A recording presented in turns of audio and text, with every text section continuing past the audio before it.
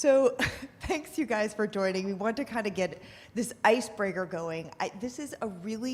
We are all part of this world, as Jess just said, that is, that's kind of built upon an economy that we are all part of. And this economy is built upon beliefs. But yet, we're kind of hurtling off the cliff, right, on a bunch of different planetary boundaries. We're hitting them. They're not theoretical. When I started working on climate change in the mid-1990s, climate change was theoretical. We were going to solve it, and we're not in that place anymore.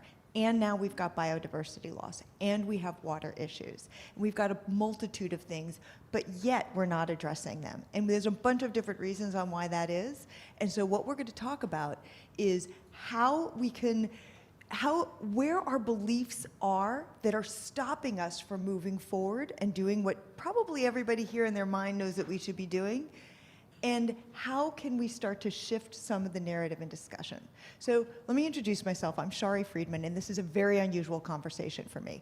I am Managing Director of Climate and Sustainability for Eurasia Group, which is a geopolitical risk firm. So I spend most of my time talking to large multinational companies about what is about to happen. And I don't talk so much with people like this about solutions and how we move the narrative. So I'm very excited to be here. I'm going to go through this very awesome group that I have up here with me. Jess Hines, who is co-founder and managing partner at Fingerprint Content. Paul Dickinson, who is founder of CDP and co-host of Outrage and Optimism, which is a great podcast, and if it's not on your listen to list, put it on right now. We have James Graham, who is an award-winning playwright and screenwriter. Cindy Ford, who is an award-winning author, activist, and founder of Planetary, and Rupert Reed, who is the director of the Climate Majority Project. So welcome, you guys. Thank you.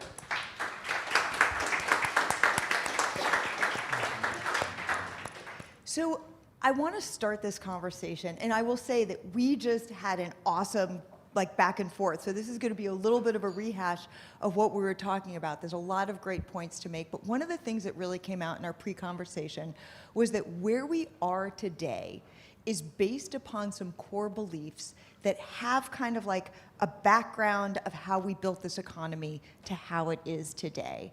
And so I want to start off, Jess, with you on... Would you like me to start off with Cindy?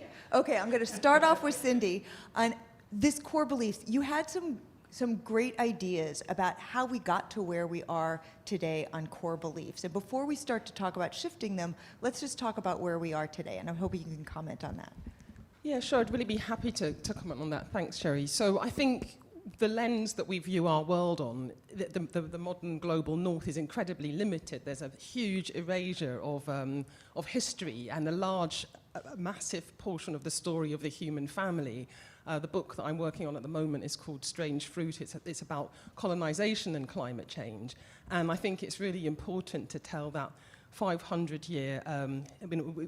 humans have been on the planet for 300,000 years. And it's only for the last 3% of that time that we've existed in this model of extract to extinction. There were so many other ways that we existed as different parts of the human family in different parts of the globe. And I think that that last 500 years was, a system that was put in place to extract the global, the colonial looting was designed to extract the maximum from planet Earth, and it has a huge abuse of people in that process, and it was designed to, profit a very small number of the human family, and we're seeing an extension of that story in what's happening in the system today. But so much of that is completely erased. It's not taught in school, it's not taught in economics, and so we're trying to solve. It's almost if you went to a doctor and said, oh, there's something wrong with me, and they said, well, what happened to you last week? You wouldn't have any, there's no knowledge of the systemic injuries that have happened over the last, through the story of your life. So it's a massive topic, so I don't have time to go into it in huge detail here, but we're working blind almost in trying to solve these problems. I used a quote in the chat we were having from Ben Ockery. He said, we can only create a future from the depth of the truth we face today. So if we erase the fact that Earth has been terraformed, 80% of Earth was colonized over the last 500 years by the global north. That means that the most huge tracts of Earth were completely, the ecosystems were ripped out and reformed in ways which are actually ecological deserts. A lot of the flooding, the fires, the landslides, they have their roots in what happened to planet Earth, as well as the social structures that were put in place to enable this ravaging of so much of our planet. So our legal codes, our governance systems, how we treat other human beings, the roots of racism are embedded in the stories that we told ourselves to legitimize a system that was extremely damaging to Earth systems and extremely damaging to huge tracts of the human family. Just to finish on that, there's in 1939, George Orwell wrote an essay called, he was using the word ironically, so let me just apologize for any offense it may cause, but it was called Not Counting the Niggers. And he was furious because in 1939, as you'll all know, the European countries were bristling with ire going to fight in fascism. But Orwell points out that they conveniently forgot that in the British and the French empires alone, 600,000 people were completely disenfranchised, and all the methods that Hitler used or was about to use had been used by the empires, concentration camps in the Boer War, in the Afghan wars, in the Arab Revolt. Of course, it happens in Kenya, Malaya after the Second World War. He did use genocides to secure the land of the Americas and Australia. He had used forced enslaved labor, transporting people from Africa, India, China to work as indentured labor in the service of a master race. So, Hitler did use colonization. Sven Lundquist writes about this in his book Exterminate All the Brutes as a model for what happened, for what he employed in Germany. And yet all of that, so for 500 years, most of the human family had lived under this Holocaust. And that's erased. The only Holocaust we recognize, importantly, horrifically, but it's almost it's used to eradicate this history that's happened over such a long period of time that we just don't reference it in how we ended up, how we were, where we are today. But if that hadn't happened, if we hadn't built and legitimized a system to extract to extinction with moral codes that were set up to enforce that. Really, they're immoral codes, our legal codes, our corporate governance codes. We wouldn't, that's how we got here. So in understanding that wider story of the human family, of how we got here, we can make better choices for how we move forward. So I think it's really important that story is told and that is in our shared understanding of what's happened to all of us to bring us to this point today. Mm-hmm. Thank you. And I also want to invite the panelists, if you want to have a comment on what was just said, please don't wait for me to ask. You guys can hop in. I want to first turn over to Rupert, and if you could just summarize on the beliefs that we have, that Cindy just sort of outlined how they started. If you were going to just say, here are a couple of core beliefs that we have that are based upon how we view our economy and economic growth and extraction, use, et cetera. What are those core beliefs? Well, the one I'd start. Do you want to? Maybe you should have a mic. The one I'd start with would be individualism. Individualism is pretty special. It's at the heart of our story. If we have a story in that sense, maybe come back to that point. It's very obvious in America, but it's almost just as prevalent here. The thing about it, which is so amazing, is that of course it's a complete lie. We don't live in a genuinely individualistic society at all.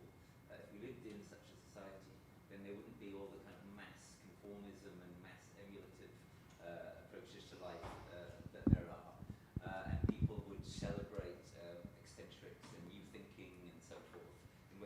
hardly ever happen. So it's a lie, but it's a very influential lie, because what it stands in the way of is collectivism and community and taking society seriously. All the things we absolutely desperately need at this point. So when people talk, for example, about what things they can do to save the world in a society like ours, 99% of people, 99% of the time, reach for individual actions.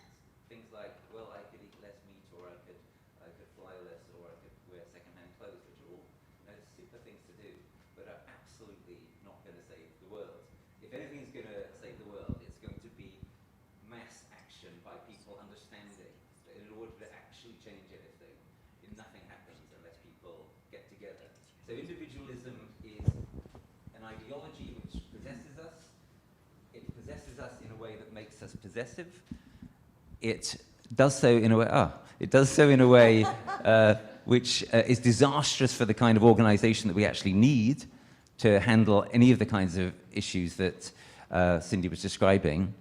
And it's a lie. So, it's a pretty amazing combination of a disastrous set of characteristics in common. Now, the thing I would just like to add to that is I think that if we're looking at these kind of beliefs, and I've just named one important one, but there are, of course, others, that put together what we might call our story, we can get inclined to say, oh, well, then we need a new story. But I'm actually quite skeptical of this idea that we need a new story. I think we need something like a new imaginary, something like a new philosophy, something like a new spirituality. Actually, most of it's not new. Most of it's actually old. Some of it's very, very old. And in terms of story, what I think, the stories have got to be real. Right? They've got to be the kinds of things that people feel them, the kind of things that James writes, for example, right? You can't kind of create a sort of abstract concept of a story and that be the thing which changes the world. I think what we really need, and this is why I'm delighted with the title we have for this session, is stories.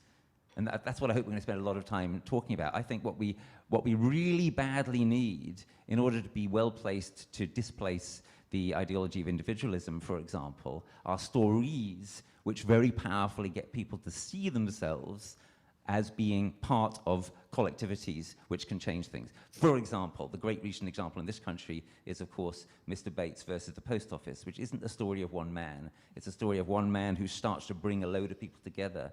And that story has changed politics and policy in this country over the last 12 months, just from being on ITV. That's a remarkable and important fact. That's the kind of thing that we need more of if we're going to get anywhere near the title of this session. Yeah, I think that's exactly the type of thing that that we're going to dive into, and I'm going to bring Jess and James in a second, and to go a little more deeply into that.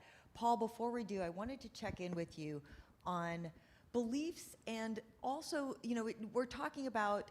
You deal with a lot of very large companies, or you did when you were with CDP, that were moving toward disclosures. You work with a lot of these companies on starting to move where they can. And I'm wondering if you could, one, touch upon beliefs and also touch upon some of the things that are starting to move the needle in the core values that we have today. And then we're going to move over into the storytelling.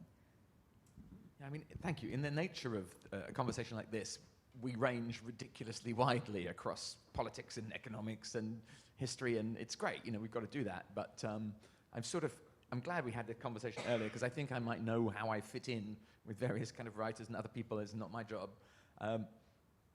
The heart of the matter for me is that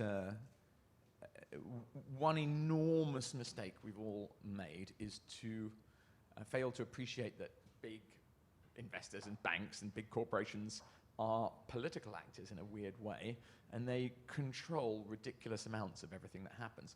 They don't really all meet up in Davos and decide how to control it, because then Jane Bond could go and get them, do you know what I mean? But it's more kind of like, you go and spend some money, and you don't realize a little bit of the money you spend goes off to stop anyone ever stopping you spending that money on the same thing again tomorrow, especially petrol and gas.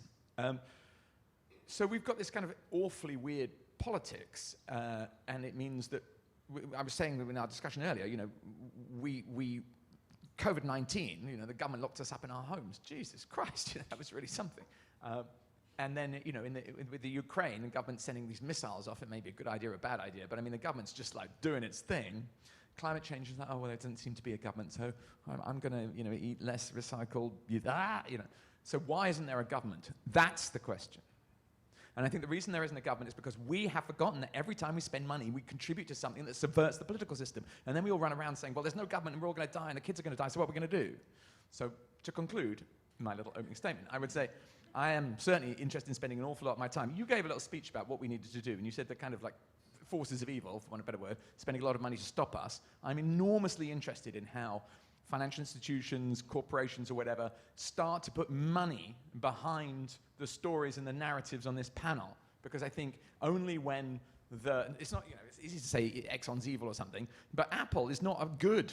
Did anyone see Apple's slightly bonkers advert about itself where it met Mother Nature? Well, okay, $3 trillion company, how did you manage to not talk about anything but yourselves? Excellent question and wonderful segue into Jess. I'm going to bring you in onto this because, you know, first of all, you were name checked. Giving the presidential debate rules, you got name checked on this one. And I want to ask you about this idea of changing the story and about how we are envisioning, how we're moving from some of the stories that Cindy talked about, some of the big players that Paul just talked about. How you spend a lot of time, and for those of you who don't know what Fingerprint content does, spends a lot of time constructing, figuring out how you are going to enter stories into the political context. And you do take a lot of time mobilizing some of these forces. So if you could just touch on that and what your vision is and how you see this moving and how you see solving the issues. Okay. So It's a big lot of questions. Yeah, just solve the world. Yeah. I'll be back. So we founded Fingerprint Content. Leah, who's one of my co-founders, is here in the audience. And we founded our company because we recognized that everyone talks about wanting to have more climate content. Everyone talks about wanting to have more diverse voices. Everyone talks about wanting to have different stories. But nobody is putting the line in the sand and saying we're going to spend our time and our money to do that, and to be able to actually, you know, getting TV or film made is really fucking hard work. Anything that gets made is a miracle. And you know that one of the things that climate campaigners are really good at is just hating on anything that has anything to do with climate coming out. Everyone hates Don't Look Up. Everyone hates the president. Everyone hates extrapolations. Everyone hates everything. Whereas, to your point, what we need is just more. There's not like one silver bullet that's going to stop the vampire, the forces of evil. We just need many, many stories, and they can be comedy. Comedy's great. I personally believe quite strongly in comedy because it gets under people's boundaries, and you can say things to people that they don't realize that you are giving them information. You can use all the different genres. We need Blackadder Goes Forth for climate. Obviously. I mean, you know, that's a no-brainer, and I can't believe Rowan Atkinson hasn't done it yet. Or maybe that's Richard Curtis, I don't know. But the point is that there's also not one audience, and we are sitting here in this lovely room, all of us, in this lovely air-conditioned room in London on a glorious June day, but there are audiences around the world, and the idea that there is this one piece of content is playing back into the cultural hegemony that Cindy was describing at the beginning. And actually, what we're doing with Fingerprint Content is we're creating stories for specific audiences at in specific countries. So we work in India, we work in America, we work for audiences in the UK, and those are different people. And obviously that's just three countries, and there's some more. We'll do that next year. So that's it's about layering. It's about multiplicity and having these big tentpole pieces. Whether they satisfy everyone or not, is not the point. It's that you have them and they set it out there, and then you can have all of the stuff that has to happen on social. You know, working with influencers, working with people who create short form stuff, working with musicians. Songs stay longer than anything that we are going to, that gets shown on TV or film. You know, the fact that you're talking about your book Strange Fruit following a blues 12 bar blues, thank you very much, is, you know, because people, you remember lyrics much more than you will remember dialogue, unless James has written it. We have some plays that are 2,000 years old, I'm just going to say that. But there are some plays that are 2,000 years old, but that's okay. And yours. So that's kind of what we're, to be able to change the stories, to be able to sort of, we know we are, there's a really good, again, Amitav Ghosh thing about the fact that we are all fish and we're swimming in the water that is the sort of the meta-narratives that we all live in, that we've all been discussing. But what we need to do is change our water from salt water to fresh water, and we can do that as fish. We can, by telling the stories differently, the different stories, we will change the water that we swim in. And now I will hand back to James. Yeah, before James, this is a great segue in there. I think that what I wanted to also, before we were talking, a combination of James and Cindy had the greatest quote I've ever heard, which is that climate change is the greatest action movie that we're living now that no one wants to watch. And so this gets to a point with James, with you, with like you had said before, like if you lead on a script and you're selling a script and you're like, this is about climate change, everybody's like, don't want to watch it. And so how are you thinking, following what Jess is saying about like weaving it into millions of different ways of talking about it, how do you look at the different mediums and how you weave climate in, if you, not saying climate? Yeah, I mean, I guess the first principle is that I guess I fundamentally believe that one of the main crises of climate change action is a crisis of storytelling. I think we are losing that. I think there are often better, more effective stories and storytellers on the other side who are trouncing us, and I think we just need to own that. And often because that means their stories are simpler to tell, they're easier to tell, and our stories require space and nuance and empathy and complexity. So I feel like in terms of narratives that you were referencing, based on our belief systems, I think there are so many strong narratives that we're not countering. And so all I think about, alongside Jess and Leah and Fingerprint, is how we can create new stories that can put across the other side. But I think you have to, in that case, you have to recognize and understand, as I'm sure we all do, what some of the challenges are for creating television dramas, plays, musicals and films with mass popular appeal to an audience that isn't already thinking on your page and already believes those things. And those challenges are many. Firstly, it comes in the form of, as Jess hinted at, it comes in the form of literally getting into the door of a broadcaster, a film producer, American money, British money, any money. Because so far there is devastatingly not a single living proof of concept of, I don't think, a film, a television drama, or a play about climate change do contradict me, if you have one, that has really cut through to a mass appeal, wider audience of people whose opinion and whose minds it has altered, illuminated and changed. I also think even just hearing me talk about this means that I hear myself as being part of the problem, because even the language I apply when I'm talking about storytelling as activism or as politics, it sounds like you're talking about mass manipulation. It sounds like you're doing the job of the people that the merchants of doubt do on the other side of the aisle. I don't want to manipulate. I don't want to spin or be a propagandist. For me, the value and the beauty of storytelling is that it invites audiences into a space, and with empathy, you interrogate the human cost of these stories, and that's why stories have been the main instrument for about 2,000 years that we've made sense of the world around us. Stories came before democracy. Stories came before journalism. It was theatre, a festival of theatre in ancient Greece, that created the conditions to construct modern democracy by just telling stories about ourselves so that we can understand ourselves. So the power and the potential of it is there. In terms of like literally what you do, what story you write and how you write it and who you give it to and what that story is, we are currently in dialogue about that, and I wrote a script last week, which I don't think I've got your notes back Last on week, yet. like you had coffee and wrote a script. Exactly. But we are exploring this thought experiment right now as we speak. Basic early days thoughts are that, unfortunately, depressingly, we just know that both for commissioners and producers and people who finance popular mass entertainment around climate change, that being your leading headline, this is a show about climate change, but is where the shutters come down immediately.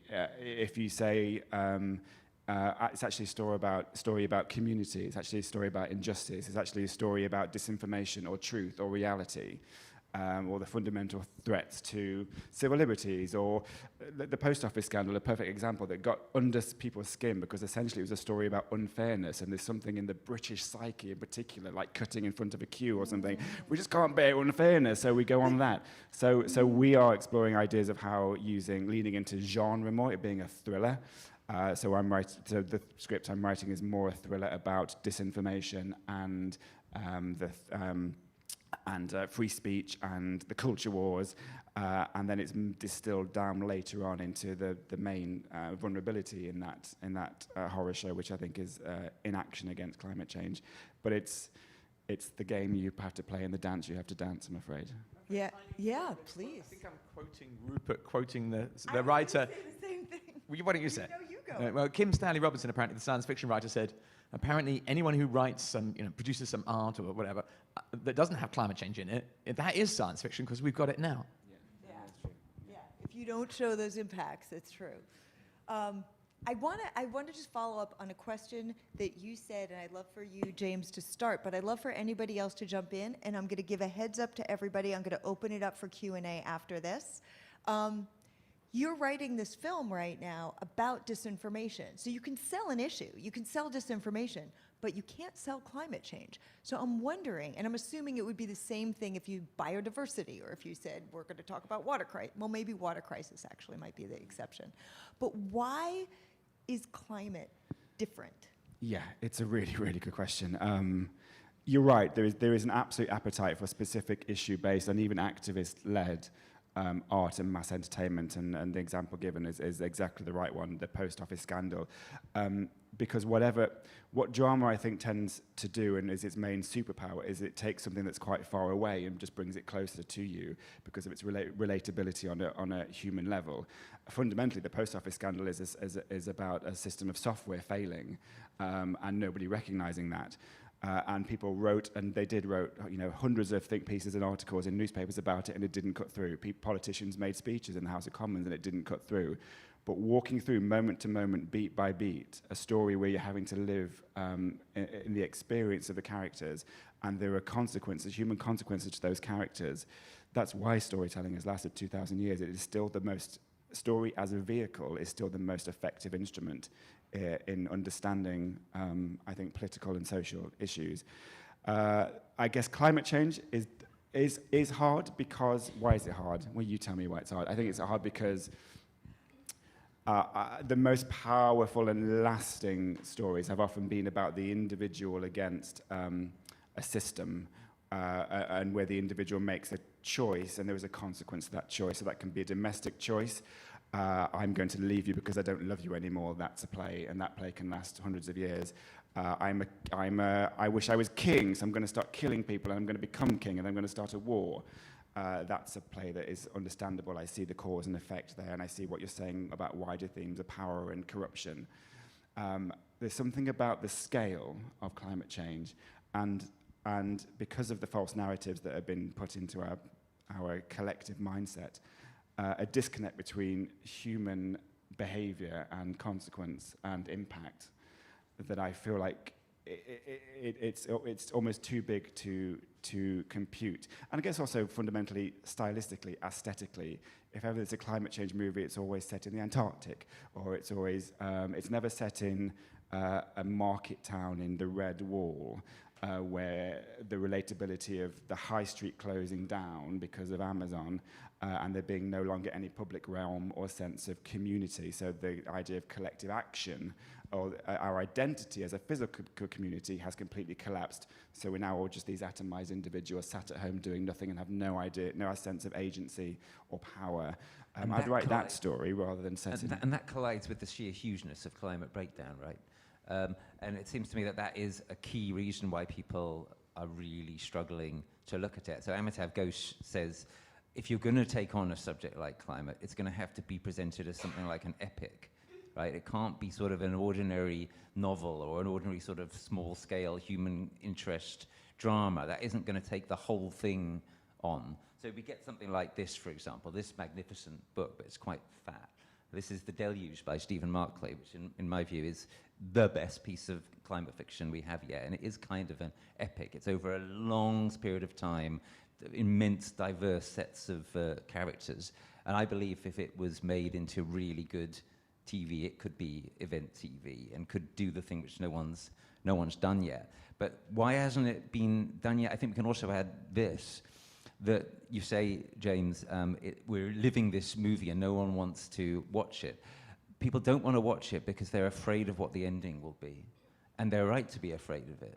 Because right now, the ending looks really, really dire. And The Deluge really goes there, like Ministry for the Future, which some of you will have read. It starts off in a really kind of awful way. But unlike Ministry for the Future, it stays awful for a very long time. I'm not going to tell you what the ending is, but there is something in it which gives it what I call a throughtopian character, a throughtopian nature. It's not just a dystopia, but nor is it an unbelievable utopia, which at the end of the day, I think most of Kim Stanley Robinson's books, unfortunately, are. They're not, at the end of the day, believable.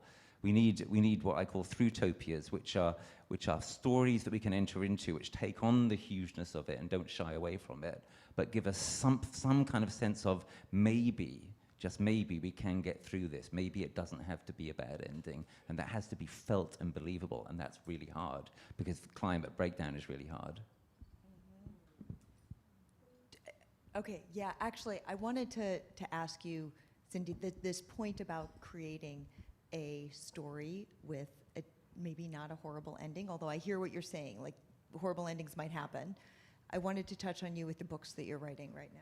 Yeah, so the book I referenced earlier is for adults, but I'm also a children's author. My book's over there. I should have got it out because it's big and it's bright and it's beautiful, and it does go from that point. I mean, I think there is a really positive story for humans in climate change. I mean, I mentioned earlier that we were a 300-year-old species, a 300,000-year-old species. We're a very, very new species. Most mammalian species make about 1 million years. And for most of that time, we lived as an anchor ecosystem species. We were a keystone species. And I think when you say what we can be and what's possible, it makes that feel really achievable. We were that. We understood that we needed to live in order to thrive. The ecosystems around us needed to thrive. When you hear a lot of the descriptions of the early settlers to America, they're absolutely astonished by what they're seeing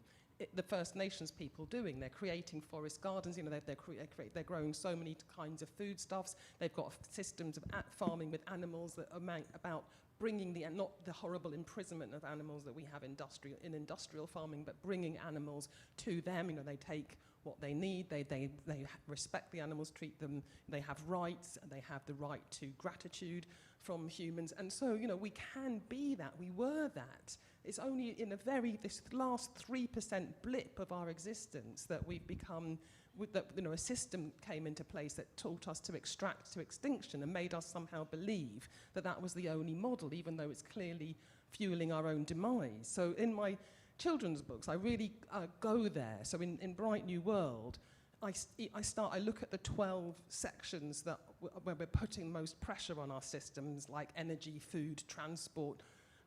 There's 12 of them. But I step a little bit into the future. So we're like, hey, look, we made it. They've got these big, beautiful, bright illustrations that show, look, we could have this because we've done it now. We've made it. Phew, we've got past that terrible scare. So there's this sense of positivity, you know, and the achievement, we've done it. And then we go back to say, okay, so what went wrong? Where were we that 10 years ago, 15 years ago? Because I don't go that far into the future. And then we go, okay, we had these problems, and then how did we get out of them? And there's so many brilliant human beings all around the world. I'm sure nearly everybody in this room is one of them that's doing something.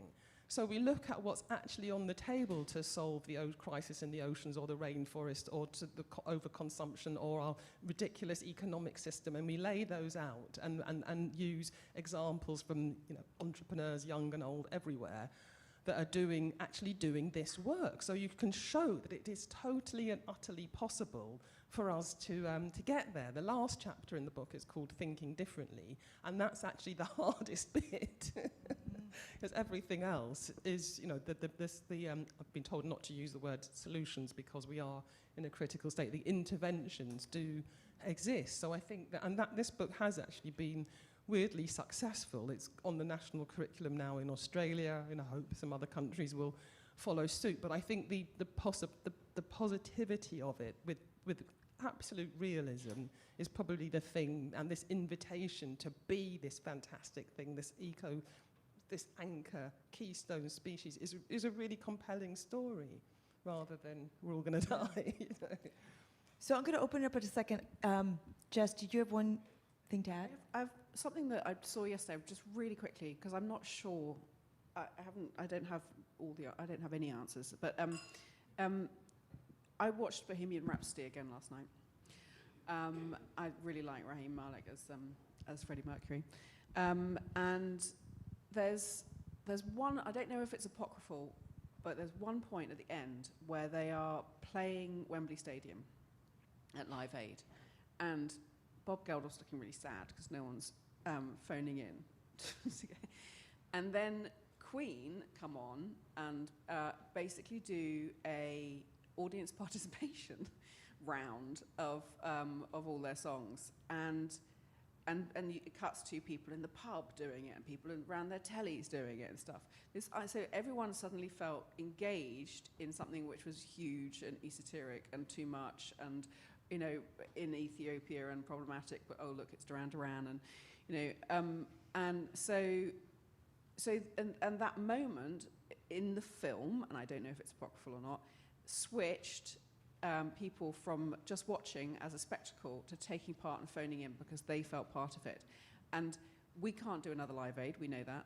We live in a world of multiplicity, but what is that? It's that moment of feeling like you are part of the tribe, and we are part of the tribe rather than the individual. And I don't know how that's going to help or what to do with that in our day-to-day lives, but it was a moment, whether apocryphal or not. It's a great entry into audience participation now. So I'd love to open it up. I think this has been a lot of food for thought. We're going old school. Just raise your hand. Yes? I'm just going to hand.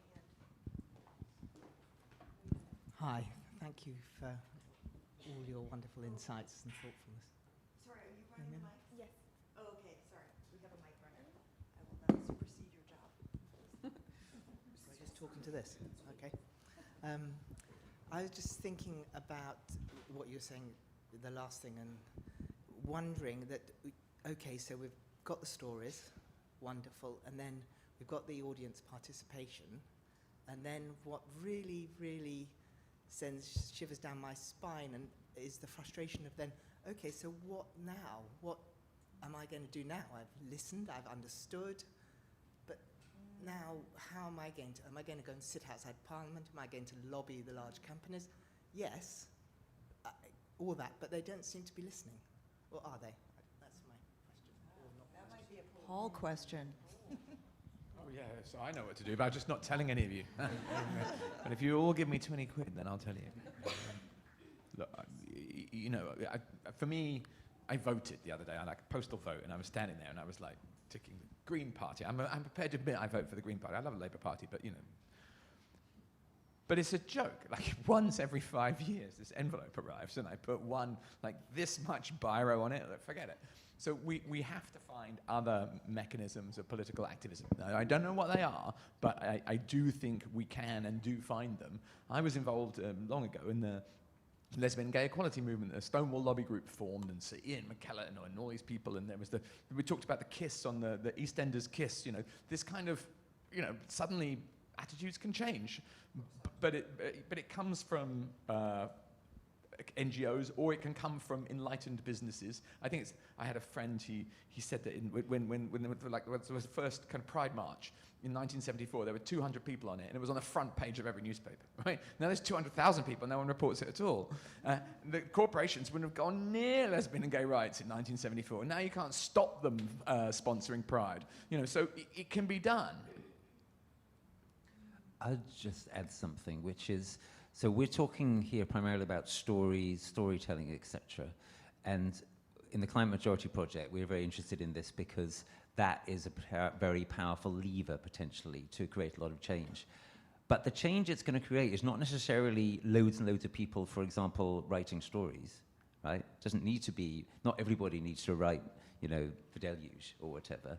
The question is, how are you going to find your place in the mass ecosystem, if you will, of collective change? And for some people, that will be through writing stories, etc. For many people, it will be through getting active in a meaningful way in their local community, engaging in adaptation, resilience building, mutual aid, for example, all the things which are going to be needed to get us through the very hard times that are coming. And when people engage in those things, it wakes everybody else up. For many other people, it will be taking action through their workplace or their business or their profession. For example, we incubate an organization called General Counsel Sustainability Forum. So these are senior corporate lawyers who are trying to promulgate climate action in their firms. Not your usual suspect climate activists, right? But these people can really make a difference. We're also working with insurers.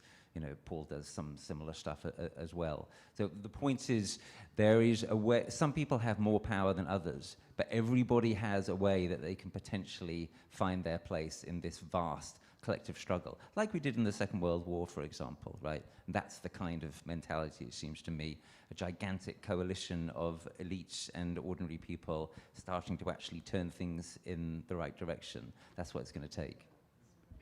I'd just like to say something really quickly, in that we, especially in the climate movement and in other movements in this sort of area, we obsess about the right words. Like, are we getting the tone right? Is this going to bring the movable middle in? My movable middle maybe, but not everyone else's. So everyone's obsessed by the words, but actually it's the speakers. And and I could stand up in a Republican convention and no one would listen to me. I can't think why, but they wouldn't listen to me. But if someone that they already hear stands up and says the same things that I say, they will listen and hear. So you individually, all of us individually, have an audience. We have our own personal audiences. We have people that we tell stories with. And it is those stories that we tell. The big tentpole ones are important, but it's also those ones that we gather in, that we kind of, it's very human, it's very female. It's the quiet quilting of our lives that we bring in, the stories. And those are the ones that have the most power, because those land with the people that hear us. And so no one should ever underestimate the power of those small stories. Such a good point. I see nodding. Yes.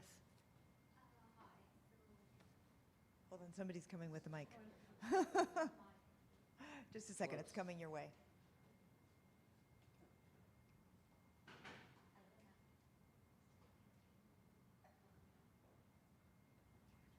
I'm too excited, so I couldn't wait. So I am a lawyer, and I also have very strong passion for storytelling, which is why this is a dream panel for me. So I think you all made very fantastic points, and I completely agree that storytelling is powerful. But I think the biggest challenge that we faced with using storytelling as a change maker tool for climate change is the problem of relatability. Because first question is, who is writing these stories, and about who are these stories being written?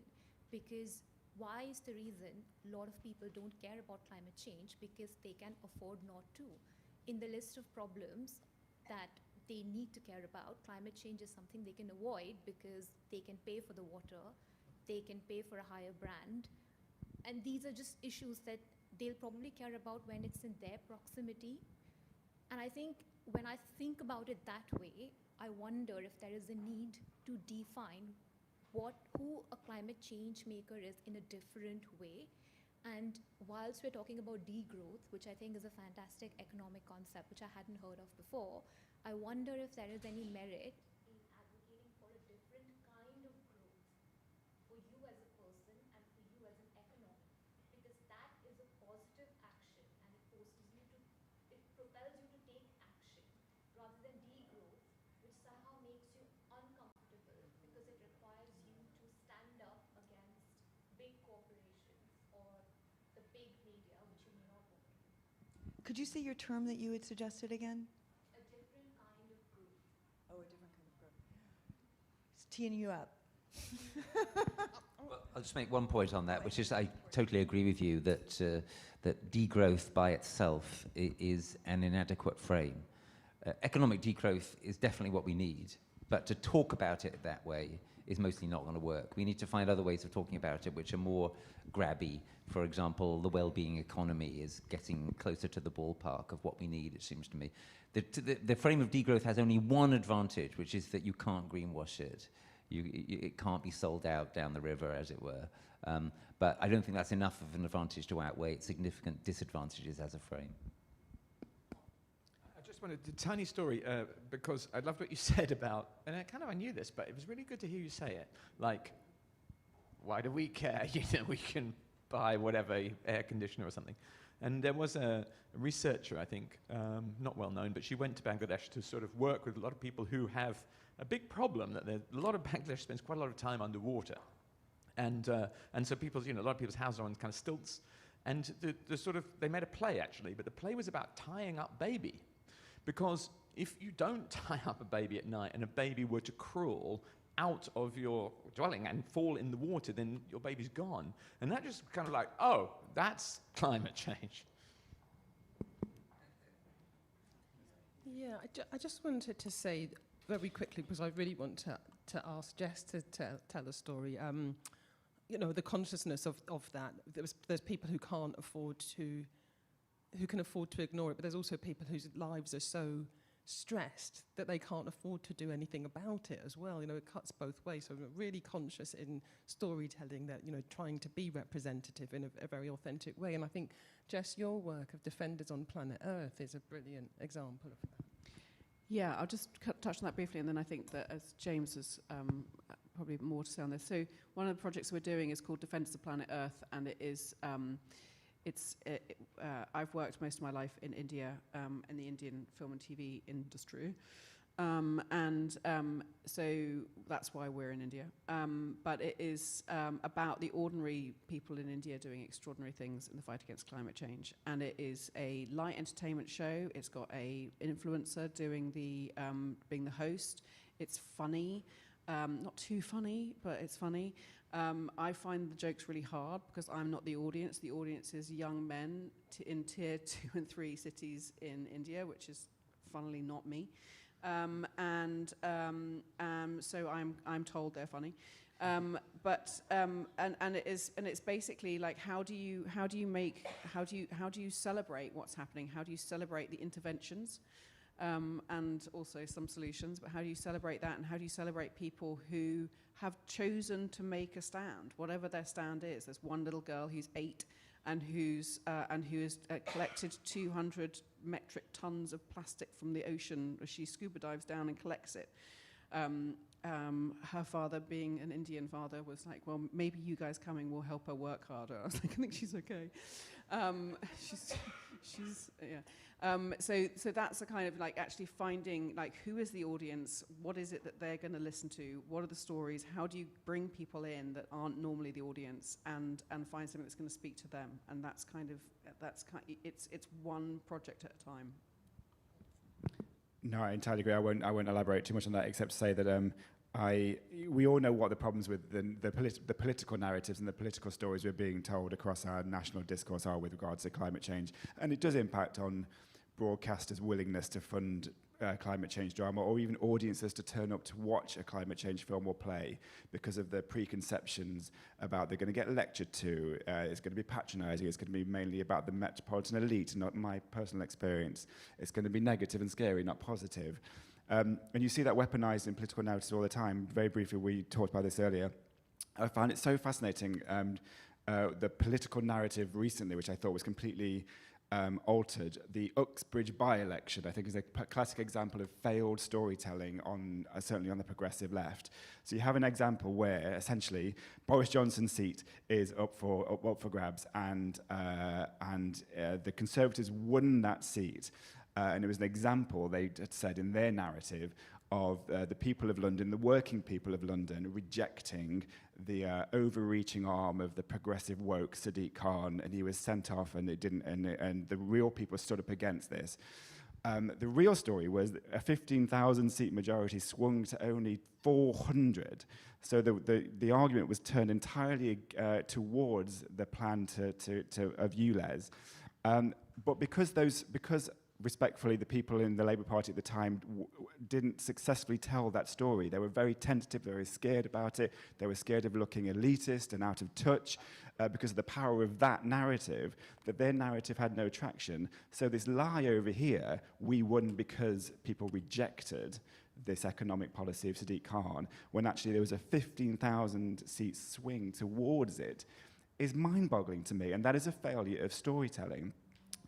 The final thing I would just say, because actually you inspired this in my head, I think class is a part of this in the UK. I think class is everywhere in the UK. And obviously in recent times, in the culture warsness of things, I think that's been weaponized against climate change. And you see that in the narratives that are used by GB News and the tabloids, that this is an elite doing something to the working people of this country. We want to take away your stuff. We want to take away your freedom. And you're exactly right. It's the language, how you change the language. So it's not that I want to or reduce or take. It's how we find value in different ways. And coming from a working class mining community in the Red Wall, I'm convinced that the way that you change that narrative is entirely about community, as Rupert said. It's entirely about going, I think what people really, really miss the most is a sense of place and a sense of collective belonging within a space, and there is an overlap here with the climate crisis in the sense that in the narrative that was birthed in the 1980s, if not before, in terms of accumulation and the individual, and I'm going to enrich myself in my own little atomized block, and I no longer need society because society doesn't exist. I think in these red wall working class towns, there was a real appetite to distance themselves from that and return to almost like a 1940s, 1950s sense of collective community with a public realm and a physical space that would encourage localization, not global, that would encourage local growth and actually I think culture has a place in that, being together in a space. I get very romantic about theatre, but it's one of the last things that you have to turn up to do that you can't just do on your own. I think it's basically your driving test and theatre, where you have to literally turn up with your body now. And very quickly, the last thing to almost endorse Rupert's point is that the point is that when you get together in a theatre space or like something like this, and I think it was the LSE who did a test once where they measured audience members' pulse rate when they were watching a play together in a theatre, about 1,000 people, and it takes about 15-20 minutes, but eventually people's pulse the rhythm of it starts to match. And you think the power of physical collective community, I'm convinced, is going to be one of the antidotes to the other side, which is individually you feel small, you have no agency, and you have no power. And I think that could usurp the class war that's going on the other side as well. Brilliant. And one sentence on top of that: climate and class and community can all come together in adaptation and resilience, right? Working class people have been told climate's nothing to do with you, it's about enriched lifestyles, etc. But actually the way that the climate crisis is directly relevant to working class people is more and more of them are going to suffer from climate disasters. And if we can get over to people the sense of it's not about being lectured to, it's about you need help and you need to help each other to cope with this serious shit that is coming down the track at you, that would be a huge change. Yes, we've got a couple more and lots and lots of questions out there. Okay, Gentleman in the olive shirt.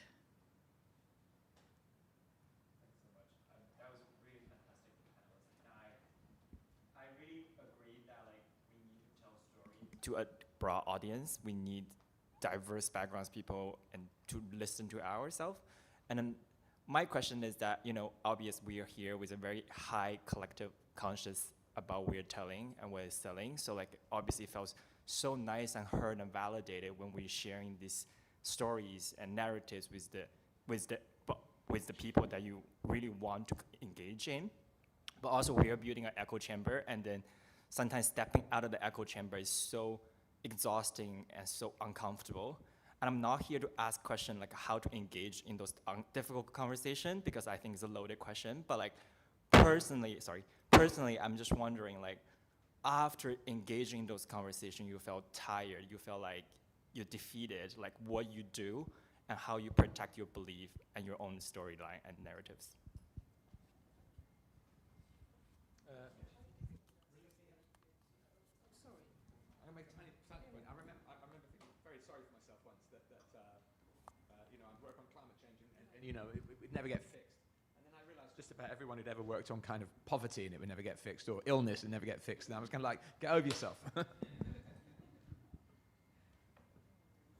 Yeah, I mean, I think that's a really important question. You know, there's so many threads in that question as well, and I do think that it is really vital to step out of the echo chamber. It does relate to what you were both saying before, because you know, when you go to a lot of climate marches in London, or even in, you know, in this, there's a real underrepresentation of I know we are in the global north, but even we are a diverse city, and they're very, very undiverse representations. And even for somebody like me, when I go into that, I'm one of the few, you know, kind of more well-known black voices on climate. I get asked to do so many things. I'm like, why is everybody asking me? Because there's very few other people of colour in the space, because it is quite a divisive space, and it's quite exhausting actually being in this space, because when you try to tell a broader story, as I've tried to tell at the beginning, sometimes I just wonder if people heard me at all, because people are so fixed on their understanding of the story as it relates to them, and which is very dominated by the white global north audience. I don't want to spend ages on this, but I would like to tell a little story. I was invited, I can't tell you where, as a very illustrious British institution, and I was invited with a group of people to look at solutions on sustainability, and the level of discussion was incredibly low. I was absolutely shocked given where the thing was being hosted, and then in front of me there was no, I can't. It was Chatham House rules. Oh, I won't, otherwise I think you would all be shocked. But there was an Indian woman sitting in front of me, and she couldn't see who was behind her, and she really shook to ask this question. I mean, I couldn't believe the thing opened in 2023. It was just before Christmas with the gambit of, could we have a definition of sustainability? And I was like, oh my God, please. And what came out of the room wasn't much better, but the process was that the very senior person would sweep up the comments, and then feed back to us what we'd said, and then there'd be another round. And just at the end of these kind of, really low level, rearranging the deck chairs on the Titanic type of solutions, an Indian woman put up her hand and she said, there's an elephant in this room. Nobody's talked about the systemic causes of climate change and the story of colonization and white supremacy. And she was a very small woman, and she was absolutely shaking as she said it. So I said to myself, if Lord XX doesn't pick up on this lady doesn't know who's sitting behind her, but she soon will. And he didn't. That was the thing that he skipped over. He swept up all the other stories and skipped over that one. So I just put up my hand, and he said, Cindy.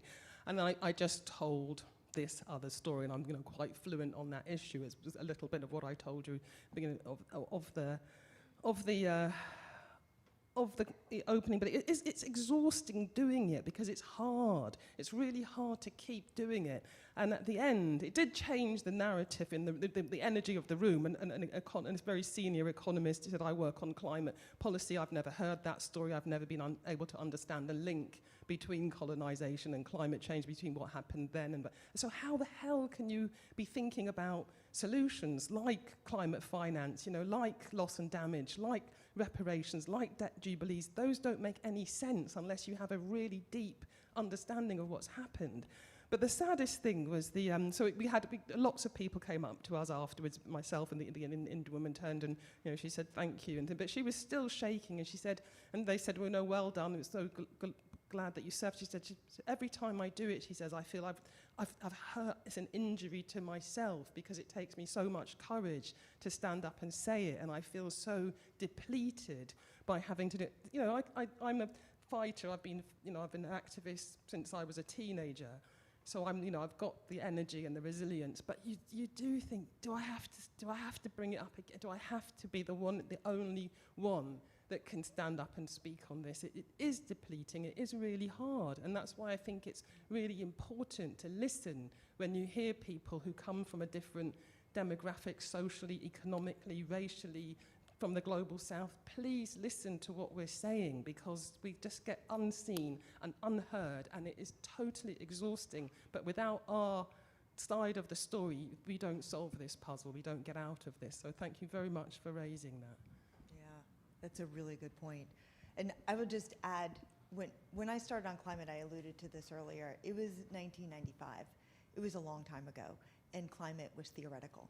And a very good friend of mine I have a lot of respect for her, she works with foster kids. I don't know if that translates in the UK. It's kids, okay, yeah. So she works with foster kids, and I always thought that must be hard, because it's emotionally tough. She works with kids' murders and everything. I get to work on climate change. I get to think about economic and financial solutions. We'll figure it out. We've got years, we'll figure it out. It's not emotional. And as it's gone on, it's become so emotional. Because we are every day, all of us in our government and our businesses are making a choice to walk down a particular path that has very big ramifications. For us, to your point, some of us will feel it less than others. Some of us will be in emerging markets. When I watch people from the Marshall Islands talk about their islands not being around in a few years, this is no longer an intellectual exercise. It's incredibly emotional. And I don't necessarily, I do find it exhausting sometimes, but I more just find it like, it hurts. It hurts to watch what we're doing.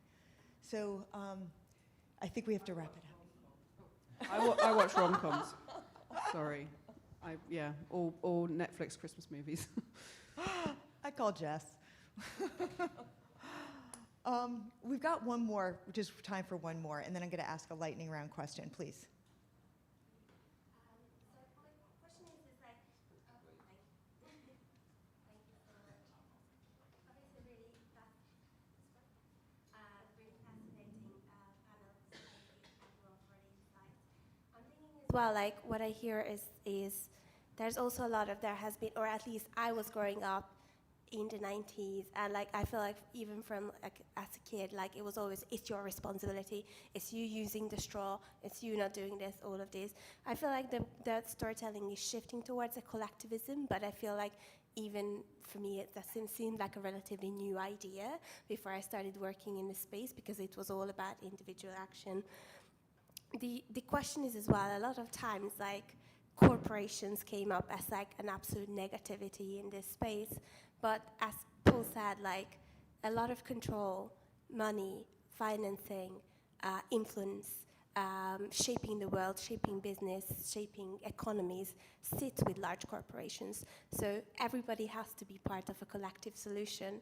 So my question is, especially from a storytelling perspective, how do you see the role of corporations beyond the obviously kind of funny, not so funny gigs of advertisements about, oh, how wonderful they do, which we've all seen, I think the one that you referred to, around pleasing Mother Nature. So what is there like, is there a trick there? Because obviously there's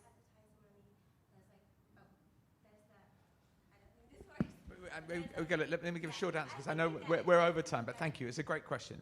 And you know, I will boast that I have done nothing but study corporations for 36 years. And what I've learned is that they are little infant children. They are like 3 or whatever. It's like money. They're very badly parented, you know. It's like money, you know. You know, I've been involved in a big kindergarten where we're sort of like money and environment. It's like, you know. But you know, the governments, thousands of years to get modern government, separation of powers, rule of law, all this kind of stuff, civil wars, you know, it's still going on. Corporations running the world 50, 100 years, we're like the fish, right? And the corporations are like the water. And they say the fish don't know about the water. Well, time to think about the water and recognize it's an infantile kind of life form, but it could evolve quickly if we know how to teach it. And I'll just add that in the Climate Majority Project, we, as I mentioned earlier, we work with corporations. And one of the things we seek to do, our big idea, if you will, is to suggest to corporations that the really powerful thing that they could do is to say, completely unlike that Apple ad, that actually we can't fix this by ourselves. We're very powerful, but we can't fix this by ourselves. The really powerful thing they could do would be to start to turn their lobbying power in the direction of getting progress on this issue rather than the thing they've been doing forever, which is looking for regulatory exemptions and tax loopholes and quick breaks, and you get the idea. Bad actors need to be driven out of the market. The only way that happens in the end is by regulation that gets called for by corporations and big money. I agree with you about nearly everything, but that was exactly right. All right. We're going to do a quick lightning round, and then we're going to wrap it up. I just want to pick up on something that James had said about how do we find value in different ways, right? We've all kind of grown up in this society that has been, you know, valuing material things. And my question is, if you envision a world where material goods value less, what do you think will start to value more? And I'm going to go in reverse order, starting down with Rupert. Well, I'm just going to come back to what James said. I think what most people still really want is to do things like sit round a campfire with other people and just sing and tell stories and stuff like that.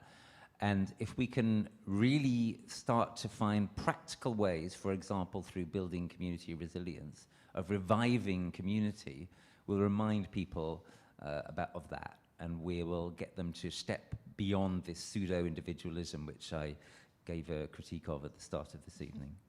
Excellent. Cindy? Yeah, thanks, Shari. I mean, I think that the climate crisis, the economic crisis, the systems crisis is a crisis of the spirit, really. It comes out of such a bankrupt belief system, which, you know, people, I think everybody knows that. You know, there's the major religions. I think at the roots, the great books, all the great books have a fantastic moral code and a tenet, but it's just been thrown under the bus in terms, you know, to enable the pressure that everybody's put on to get more and more and more and more stuff. So I think that if we manage to evolve, the thing that we will value more is our spiritual and mental well-being. I think most peak happiness in America was something like 1951 or something, when people had got out of this subsistence, you know, rougher living. They had their white goods, but more stuff didn't make anybody happier. And I think we are really moving towards that, recognizing that if we have our basic needs met, there's lots of mechanisms for that. But I think it's just acknowledging that the thing that we value most is the health of our spirits and the spirit of the people that we love. Excellent. I think that's great. And so I can't really improve on that or my previous answer, which is all about community and place. I think if we believe that winning over this mythical white working class, red wall, industrial north people towards climate action and climate change, I'm convinced, based on the community that I grew up in, that the mass accumulation of individual wealth and stuff has not made people happier. I think social isolation is one of the biggest problems in these post-industrial communities. And if we pivoted away from just the mass acquiring of stuff and the waste that comes with that towards replenishing our public realm and our physical communities and giving people places to literally be a physical community where they can explore their spirit and their well-being and their mental health, then that would be good.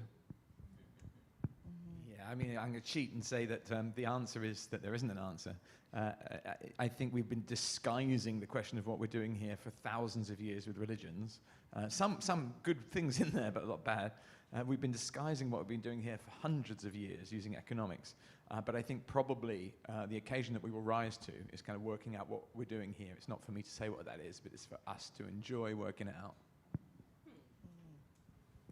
I'm going to say that I think, okay, when I was on general anaesthetic recently and I woke up and the first thing I said, because I'm a twat, is gravity is love. So I just think that there is something about the fact that if we do, like, entropy and everything is going down, and I think that it ties into everything you said, that actually that love allows you to create neg-entropy, which is like a force against that, and that's what all life is, and that's what all creation is. And so I think that whether we're creating small stories, we're creating gardens, we're creating community, all of those are acts against the void, and that is, and so yeah, I would say love. Yeah. Awesome. All right, we've got community, spirituality, connection, love, and enjoy the process of figuring all of that out. Please join me in thanking our panel.